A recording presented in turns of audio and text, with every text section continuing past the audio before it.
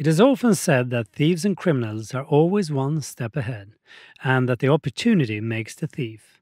Unfortunately, this is no exception when it comes to one of the fastest growing categories in the secondary market globally, wristwatches. In previous episodes, we have talked about the upward trend and the high prices that wristwatches achieves at auctions. But while popularity and price are rising, there are those who see an opportunity to make quick money at the expense of others. To avoid being deceived or unknowingly deceiving others, there are ways to minimize the risk, and one of them is to use the art loss registers, huge database of stolen, forged and missing watches and other items of art, design and artworks. In today's episode, I meet Katya Hills at the Art Loss Register and Managing Director for the Watch Register. Katya tells how the police, with their help, managed to uncover international theft, as well as we discuss which platforms pose the greatest risk of being scammed and whether cash and cryptocurrency is safe or not.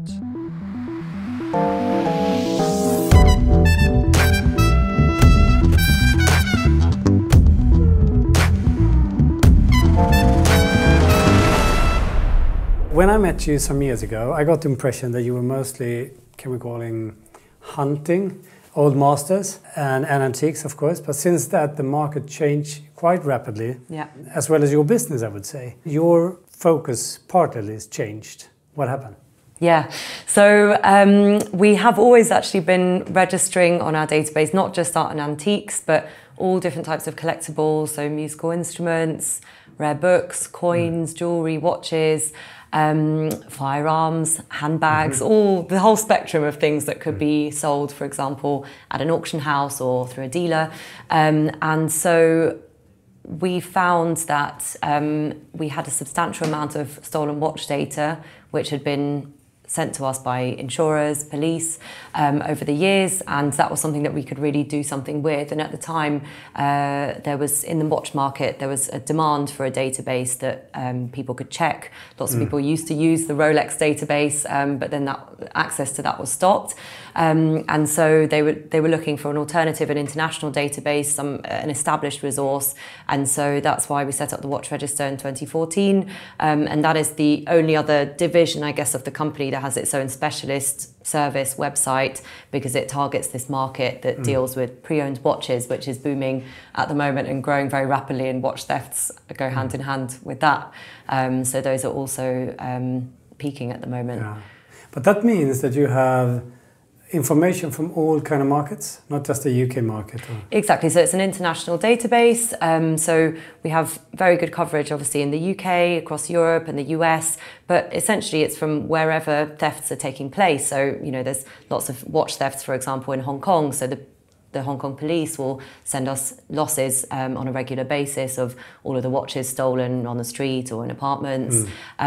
So equally, insurers who we have contracts with, they will regularly send us losses on a daily basis. So we're incorporating all of that data into our database, and it's really important that it is international because items travel. And watches in particular, because they're so easily portable, you can just wear them on your wrist and go through security. You know, no one's gonna bat an eyelid if they see a Rolex on someone's wrist. So they move around very quickly. And also because the trade moves very fast, people tend to buy watches very quickly from one day to the next. That means that the speed with which they can be distanced from the original place of the crime is incredibly fast. And actually we had a case last year with a Rolex watch that we found, and over the course of 2 years it had been to Paris, Sydney, Dubai, and then we found it in Hong Kong, in London actually, that one. So that had completely travelled the globe, but that's absolutely what happens. But does it mean it both travelled but also was sold in those places? Exactly, yeah. So it's been sold through those different markets. But I mean, when you operate on looted art, for example, as you do, or stolen old masters in Italy or whatever, I guess that can take weeks or even months before you kind of discover what happened or we have get the right information to register it on the database. Yeah. But what about the watch market is very quick, as you say. You can sell something in the morning and actually sell it again in the afternoon. Yeah, exactly. So we find that watches are often resold within hours and sometimes days of the theft, but basically as quickly as possible. So that's why we always say to the victims or the trade who work with us, the police, the insurers, register the loss as soon as possible, because we want to find it at the earliest possible opportunity. There's always going to be a window within which we don't have the item on our database between the theft and the time it is registered, but we're trying to narrow that gap. And actually we've been quite effective, even if we don't find it on the first sale, but finding it very close to that on subsequent sales. And with watches now, of the watches we find about 2 to 4 every single day, sometimes much more than that, but we find a third of them within a year of the theft, and a quarter within 6 months. So that just goes to show how quickly they turn up compared to art and antiques, which tend to stay in people's collection for years and we may not find for several decades. Would that be the biggest issue on the second-hand market for watches, according to you? Or? Yeah, so fakes are obviously a huge concern to dealers. Also the fact that the paperwork gets faked as well, or fake paperwork can be used to legitimise the sale of a stolen watch. And in fact, we found that on Saturday when we located a watch at the weekend, which had been stolen from a hotel room just last June, and turned up for sale. There was a trade between 2 dealers. The watch was checked against our database and the watch was being offered with a fake guarantee card. The dealers believed it to be genuine because this paperwork looks very credible now. But in fact, the victim still had the original guarantee card, so we could compare the two and see that in fact this one looked different. And that's part of the issue, is that people tend to feel comforted when they see the paperwork alongside a watch without necessarily thinking that A, it could be faked, or B, that the paperwork could be stolen with the watch itself in the first place. And that happens a lot with scams, you know, online frauds that we're seeing quite a lot of, where, for example, a seller is looking to, you know, sell their watch. They arrange with a potential buyer to meet in a particular place. The transaction occurs, but the money doesn't actually clear. But by then the watch has already been handed over, money bounces back, and actually the fraudster is made off with the goods, or they swap, you know, genuine cash which they hand to the seller for fake cash through sleight of hand. It's like a magic trick. It happens very quickly. People don't notice. We had a case like that 2 weeks ago that was reported to us. So in these cases, the watches do end up being offered with the genuine original papers. And so they should absolutely be checked as well by the dealers who are buying and selling them. Equally, if something goes missing in transit, you know, a jeweler sells something to a customer, they post the whole package and it goes missing in the post. Exactly. So that's very common with watches. But if you're a friend of the cryptocurrency, is that a way to make the transaction more secure? Absolutely not. So actually we had one of the most common scams is called a double payment scam, which happens with Bitcoin. And I think people potentially feel reassured when there's transactions done by Bitcoin that it's safer somehow, but exactly the same thing can happen where the transaction is reversed after the watch has already moved hands. And so last Friday we found a watch that had been stolen in exactly those circumstances. So either way, I think the most important thing for people selling a watch is that they need to ensure the payment clears before they hand over anything to the buyer. And what about the serial number? Because when you're talking about the documents that follow with the watch, there is a serial number, but that serial number is also on the watch. Yeah. Is that something that is that people fake today, or? Yes, they do a lot actually. So that's also something that a risk that we register on our database. So the market is flooded with fakes, and often those will be there'll be one serial number that is used on multiple replica watches, and so we registered those serial numbers on our database so that if we do find one of those watches in future with that serial number on it, we would then tell the dealer who's checking it with us, it's not that this one definitely is a fake, but we would tell them there are others out there on the market which have this same number, which are fakes as well. You may have the genuine one, but we're pointing you to this particular risk and a concern, areas of concern with the watch, for example. Some of them may not be entirely fake, but they may have fake parts. So we've had situations where a dealer has reported to us that a watch was offered which had a fake movement inside, but the outside was genuine. And so when that same serial number on a watch comes up again, we can notify the potential buyer, actually make sure you open up the watch and have a look inside. Don't just assess it from the outside, because you may find in fact that it's not genuine and it doesn't have that integrity that a real Rolex watch should. And this is what they call now Franken watches. Franken watches are when they're half genuine, half fake. Yeah, I heard that expression. But you're covering both thefts and frauds then? Yes, exactly. And frauds, that's just a huge area now in watches. Not just the sort of scams that I mentioned earlier, but also insurance fraud. So people sometimes looking to make 2 to 3 times the value of a watch by making a claim with multiple different insurers, or using a watch that's stolen to then make a claim for it against their insurance company, pretending that it was theirs. You can also buy fake papers or even genuine papers online to make a claim for a watch that you never owned. And insurers are very aware of these issues, and in fact one of the insurers who we work with, they presume that about 50% of their claims are fraudulent.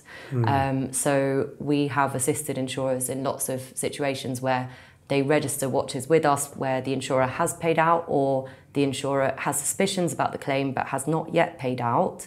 And we then find the watch being offered for sale at a pawnbroker store with a dealer by the policyholder. So that's what the insurer needs in order to prove the fraud. It's an interesting business model, because there's really a win-win-win, I would say. I mean, the insurance companies, of course, but also you as a seller get information that you should really be aware that you have when you're selling the watches.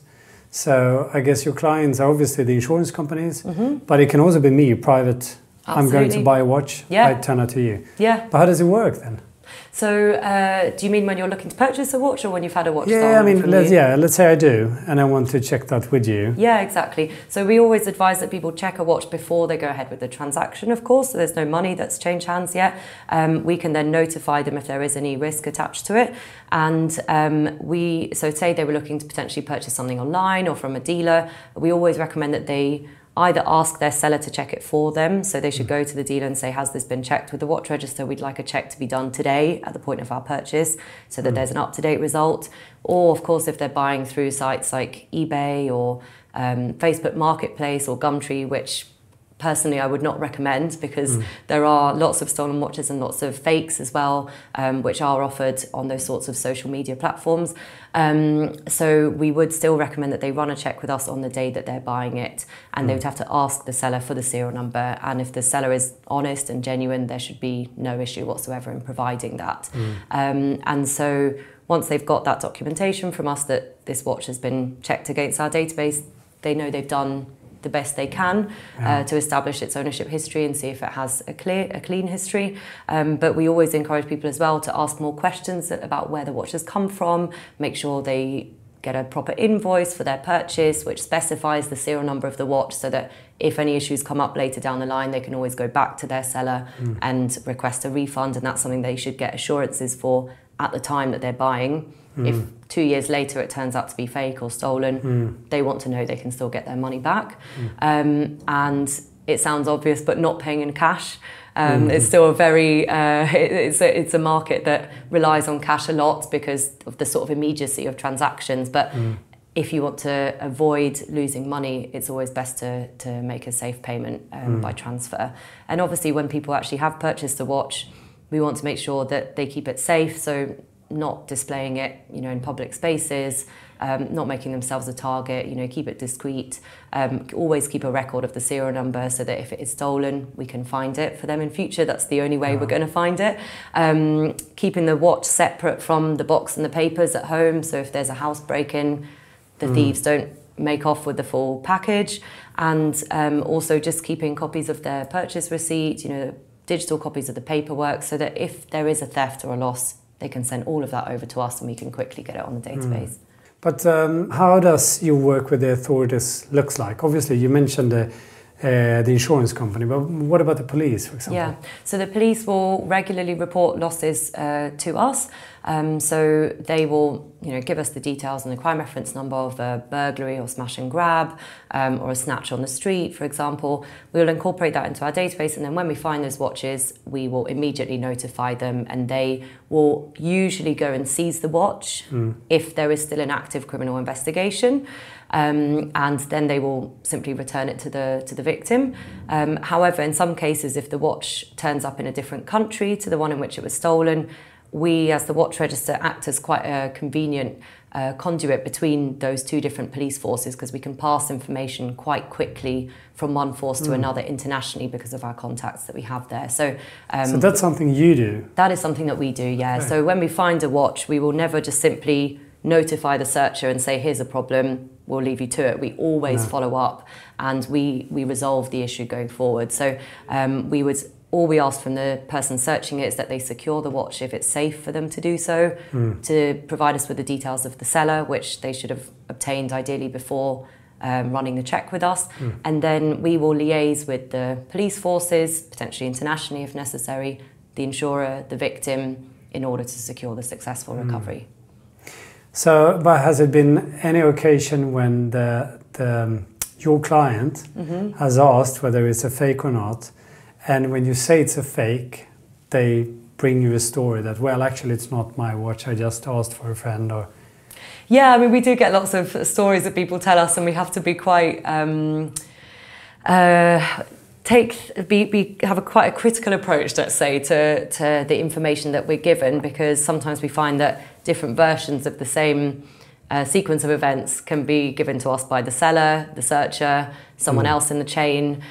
So we have to really try our best to understand exactly what happened, who's selling the watch, in what circumstances is it being sold, where is the watch now? We want to know where it's actually located so that we can recover it.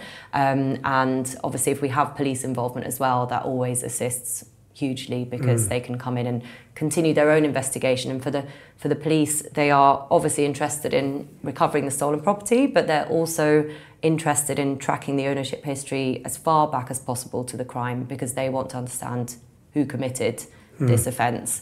Did it happen more than once, I guess? Yeah, of course, it's happened lots of times, in fact. So we had quite a good example of this a couple of years ago, where there was a watch that had been stolen from a wardrobe. It was just kept actually in a chest of drawers from the victim in their London flat, and there was some renovation work going on the building and on those flats that day, and the watch went missing from the drawer.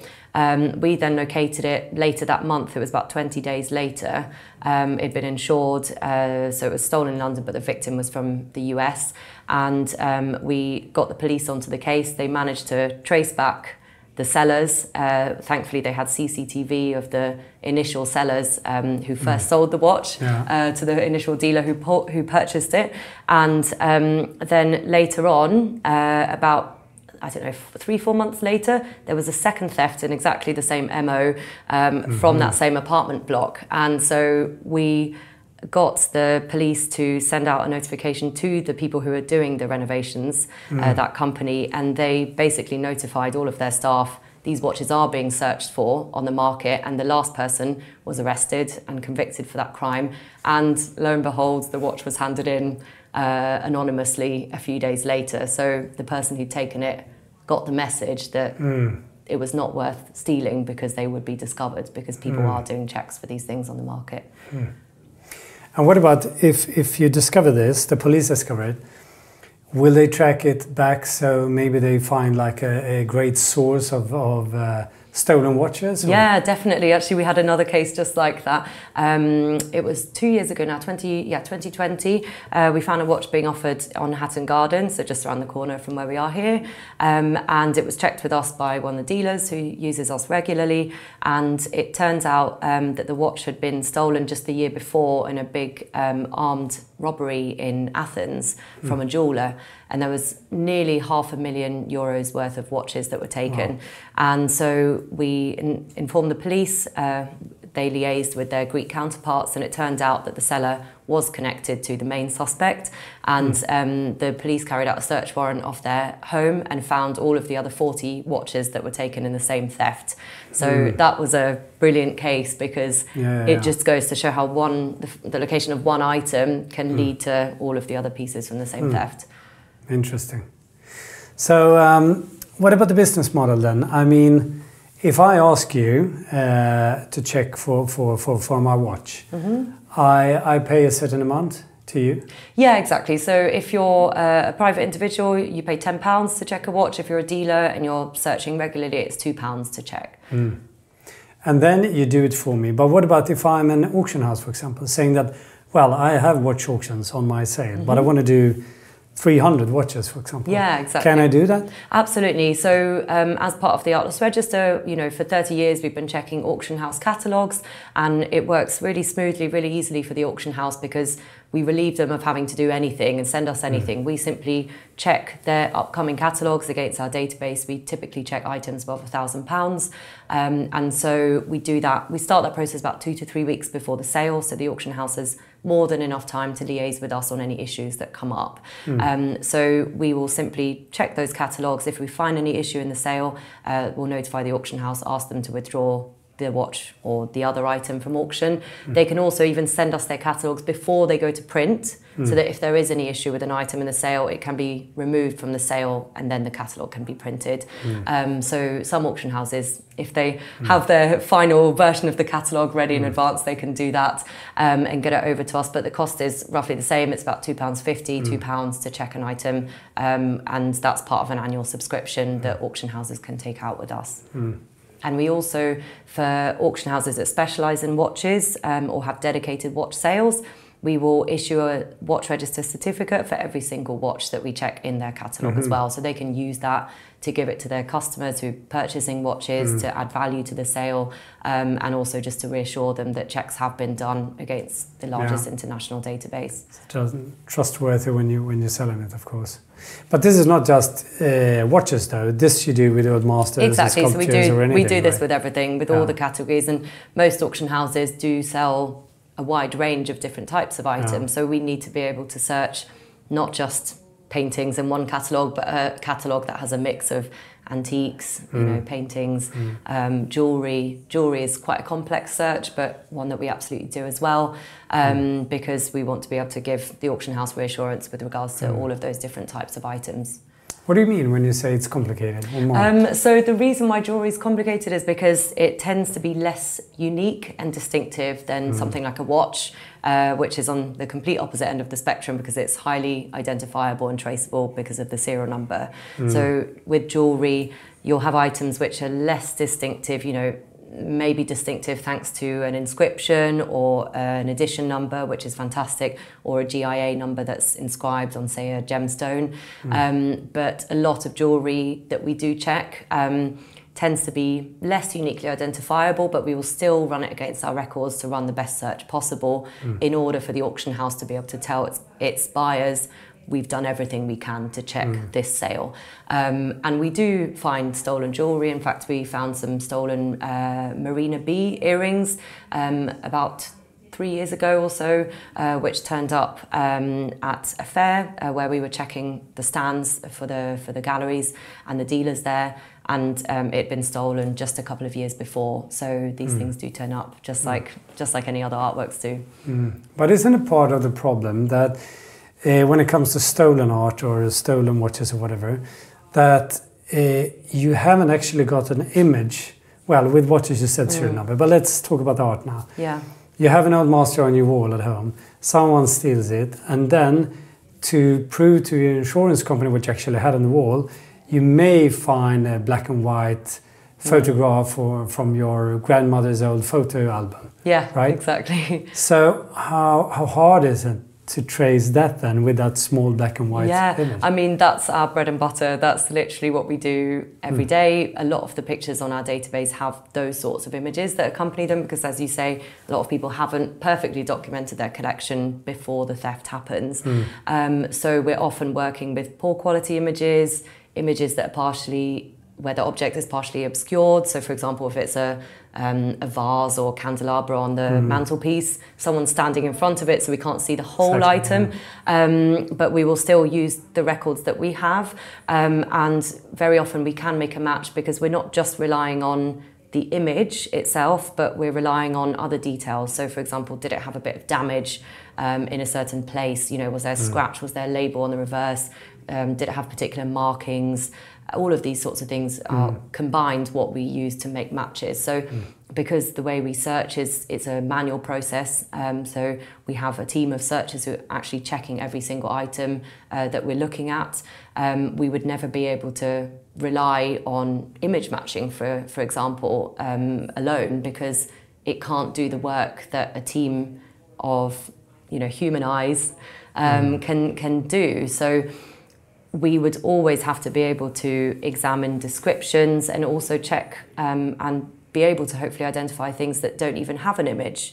And quite often the pieces that we find that were looted in the Second World War have absolutely no images whatsoever, and we're working off the back of very limited information. So there, when we see, for example, there was a looted Cézanne still life, you know, with several pears and apples, you know, it's basically the majority of his still life, so that sort of subject matter. But that we would use that, that initial potential match to then carry out further research in archives to try and understand, to get a better picture of exactly how this item looked. So what were the dimensions? Do we have an image? And often we can later establish further details in order to confirm a match. But is there a way to be proactive as an owner of that painting, for example? I mean, take a photo, obviously, yes, write down the information. Definitely. But is there a system, or do you have that kind of service? Yeah, we do. So we always encourage any owners of artworks, or antiques or watches to document their collection carefully. So take photos, that's, as we've discussed, a sort of invaluable piece of information, but also measurements. You know, it's great if we can have exact dimensions for pieces, so that we could differentiate them from other similar works that are coming up on the market. We want to know what materials were in that piece. You know, was it signed? What did the back look like? Were there any labels there that are of interest? So taking as many photos as possible and documenting these things. And collectors can also actually register their items positively on our database, provided that they're not planning to sell them. So anything that is in their collection can be registered to prevent it being offered on the market without their knowledge, and that's what we call a positive registration. So the only thing we ask for there is obviously for them to notify us if they do decide to sell an item, so we're not trying to stop a sale that is legitimate. Yeah, so it's not ending up stolen. How integrated is technique in your daily work today? I mean, obviously you mentioned image recognition. That could be done today quite well by technique. But is it a combination? Or?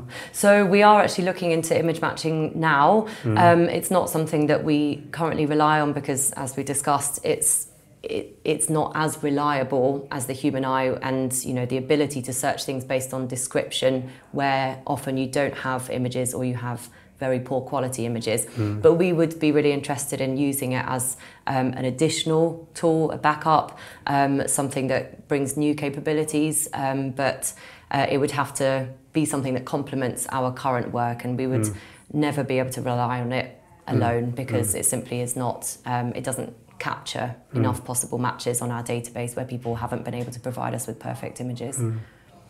So what is the greatest benefit for auction houses using your service?